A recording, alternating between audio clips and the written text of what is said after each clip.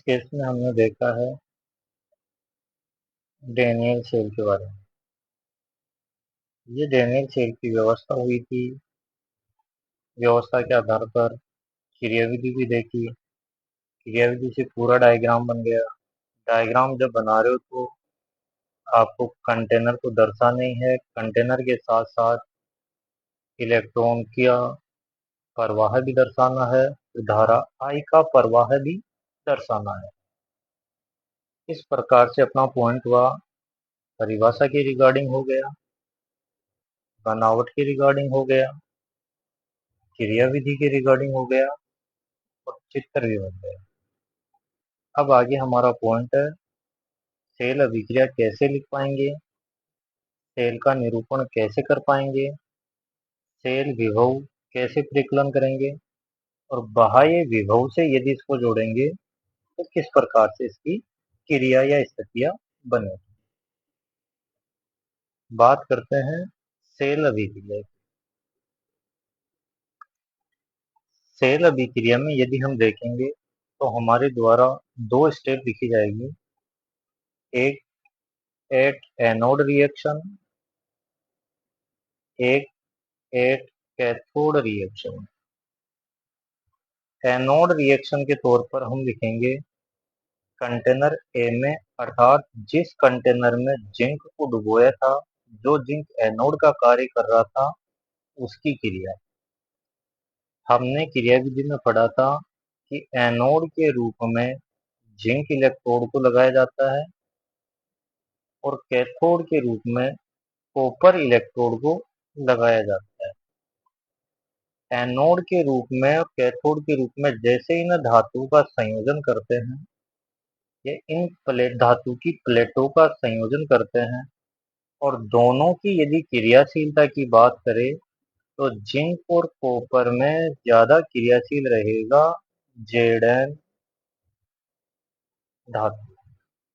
Jadon धातु की क्रियाशीलता कॉपर की अपेक्षा ज्यादा होने के कारण जिंक मेटल अभिक्रिया के दौरान Zn2+ आयंस बनाएगी। जैसे जिंक Zn2+ आयन बनाएगा तो अभिक्रिया को संतुलित करने के लिए हम यहाँ पर 2 इलेक्ट्रॉन और लिखेंगे। अर्थात हम ये कह सकते हैं कि Zn2+ और 2 इलेक्ट्रॉन। ये क्रिया हुई है एनोड। दूसरी अभिक्रिया साथ में चल रही है कैथोड पर। कैथोड पर क्या अभिक्रिया हो रही है कि कैथोड के ऊपर Cu2+ आयन, जैसे ही Zn के इलेक्ट्रॉन कॉपर इलेक्ट्रोड पर जाएंगे तो कॉपर इलेक्ट्रोड पर जाने पर नेगेटिव की डेंसिटी बढ़ जाएगी। इस स्थिति में कॉपर सल्फेट के विलयन में से कॉपर आयन आकर्षित होंगे कॉपर प्लेट की ओर, तो कॉपर प्लेट के पास Cu2+ आयन इन 2 इलेक्ट्रॉनों को एक्सेप्ट करके Cu सॉलिड के रूप में निक्षेपित हो रहे थे। तो हमारे द्वारा सेल अभिक्रिया में 2 अभिक्रिया अर्ध अभिक्रियाओं के रूप में दी जाएगी, एक एनोड रिएक्शन, एक कैथोड रिएक्शन। एनोड रिएक्शन में हम लिखेंगे कि Zn2+ और 2 इलेक्ट्रॉन, और कैथोड के रूप में लिखेंगे Cu2+, 2 इलेक्ट्रॉन एक्सेप्ट करके Cu सॉलिड के रूप में।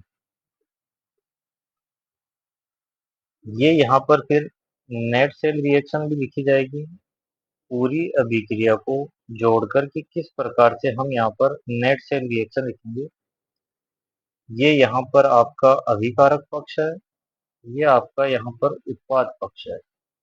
अभिकारक पक्ष और उत्पाद पक्ष दोनों को जोड़ दो और आपकी नेट सेल रिएक्शन हो जाएगी।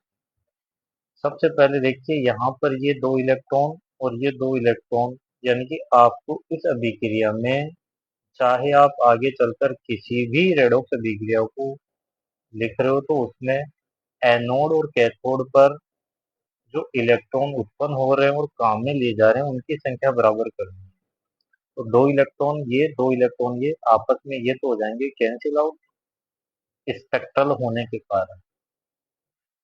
बाकी बचा घटक क्या क्या है आपके पास, तो अभिकारक के तौर पर एक तो Zn है, एक Cu2+ है, तो हम लिखेंगे Zn Cu2+।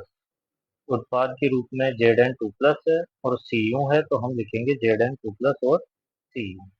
ये हमारी कंप्लीट हुई नेट सेल रिएक्शन। फिर से देखना, नेट सेल रिएक्शन में एक अर्ध विक्रिया एनोड की, एक अर्ध विक्रिया कैथोड की, और ये पूरी सेल अभिक्रिया। ध्यान रखना, इस सेल अभिक्रिया में हमारे को इनकी भौतिक अवस्था भी दर्शानी है। जैसे सॉलिड दर्शा दिया, एक्वस, एक्वस, सॉलिड।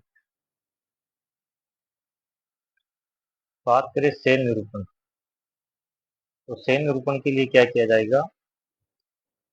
सेल निरूपण के लिए आईपीसी के द्वारा एक व्यवस्था दी गई है। इस व्यवस्था में यह है कि दो तिरछी लाइन से आप लवण सेतु को दर्शा दो। लवण सेतु के बाईं ओर एनोड को और लवण सेतु के दाईं ओर कैथोड को। इनको लिखने का क्रम ये रहेगा कि इन पर चाहे ऑक्सीकरण हो रहा है या अपचयन हो रहा है, उसको एक तिरछी लाइन से दर्शाया जाएगा। पहले रिएक्टेंट लिख दो, फिर प्रोडक्ट लिख दो, फिर कैथोड का रिएक्टेंट लिख दो, फिर प्रोडक्ट का। अर्थात आप कहोगे कि सेल निरूपण में साल्ट ब्रिज को दो तिरछी लाइन से, साल्ट ब्रिज के बाईं ओर एनोड को, साल्ट ब्रिज के दाईं ओर कैथोड को, इनका क्रम किस प्रकार से लिखना पड़ेगा। पहले रिएक्टेंट, फिर प्रोडक्ट, फिर रिएक्टेंट, फिर प्रोडक्ट। तो हमारी डैनियल सेल का सेल निरूपण कुछ इस प्रकार से हुआ। ये लवण सेतु को दर्शा दिया। लवण सेतु के बाईं ओर ये आपका एनोड हुआ। एनोड का प्रोडक्ट सॉरी रिएक्टेंट ये है, प्रोडक्ट Zn2+ है। दाईं ओर आपने कैथोड डाला है। कैथोड के रूप में आपका अभिकारक पक्ष है Cu2+ और उत्पाद पक्ष है Cu। ये हमारा सेल निरूपण की व्यवस्था हुई। बात करते हैं सेल विभव की। यदि डैनियल सेल का सेल विभव लिखेंगे, तो सेल विभव लिखने से पहले आपको दो बातें पता होनी चाहिए। एनोड कौन सी मेटल है, कैथोड के रूप में किस मेटल को काम में लिया है। एनोड के रूप में जिंक मेटल को काम में लिया है, कैथोड के रूप में कॉपर मेटल को काम में लिया है। दोनों का यदि देखा जाता है तो यहाँ पर Zn2+ में जा रहा है और Cu क्या हो रहा है। तो यहाँ पर हमने लिखा था कि Cu2+ है, वो दो इलेक्ट्रॉन एक्सेप्ट करके Cu में जा रहा है। अर्थात कॉपर की तो अपचयन अभिक्रिया है और Zn की है ऑक्सीकरण अभिक्रिया। जबकि किसी भी सेल का सेल विभव या ईएमएफ प्रकलित किया जाता है, तो उसके लिए एक समीकरण प्रयुक्त किया जाता है और समीकरण है कि ई सेल बराबर ई कैथोड माइनस ई एनोड। जिसमें ध्यान रखना, ई सेल बराबर ई कैथोड माइनस ई एनोड यदि कहीं सूत्र काम में ले रहे हैं, तो उसके लिए प्रथम शर्त ये है कि दोनों इलेक्ट्रोडों का आपको अपचयन विभव काम में लेना है। यहाँ पर देखिए, जैसे मैंने अपचयन विभव काम में लिया है Cu2+ अपॉन Cu, अपचयन अवस्था है। Zn2+ अपॉन Zn, ये भी अपचयन अवस्था है। हमारे को यहाँ पर अपचयन विभव का ही मान लिखना है। एक बात जो आगे देखेंगे हम जनरली, कि किसी भी इलेक्ट्रोड का यदि हम ऑक्सीकरण विभव EOP और ERP निकालते हैं, तो उनकी वैल्यू बराबर रहती है, बस चिन्ह बदलता है। यदि किसी सेल का EOP है 0.34 वोल्ट, तो उसका ERP क्या होगा, तो उसका ERP मान तो वो कब रहेगा 0.34 वोल्ट, लेकिन चिन्ह किसका आ जाएगा, माइनस का। अर्थात ओवरऑल हम ये कह सकते हैं कि किसी भी इलेक्ट्रोड का इलेक्ट्रोड विभव का मान, जिसमें ऑक्सीकरण इलेक्ट्रोड विभव का मान और अपचयन इलेक्ट्रोड विभव का मान बराबर रहता है, केवल साइन बदलता है। इस प्रकार से ये यहाँ पर आपके पास कॉपर का अपचयन विभव का मान है, ये जिंक इलेक्ट्रोड के अपचयन विभव का मान है। कॉपर का अपचयन विभव का मान होता है प्लस का 0.34 और जिंक का मान होता है माइनस में 0.76। दोनों का डाटा लिखेंगे, ओवरऑल हमारे पास मेन रिजल्ट आता है 1.1 वोल्ट। इस बात को एनी टाइम याद रखनी है हमको कि डेनियल सेल का ई सेल कह दो या ई एम एफ कह दो। डेनियल सेल का ई सेल या ई एम एफ का मान कितना होता है 1.1 वोल्ट। जब हमने इसका सेल का डायग्राम देखा था तो उसमें देखा था गैल्वेनोमीटर की जगह हमने 1.1 वोल्ट काम में लिया था। वो 1.1 वोल्ट उस सेल का सेल विभव का मान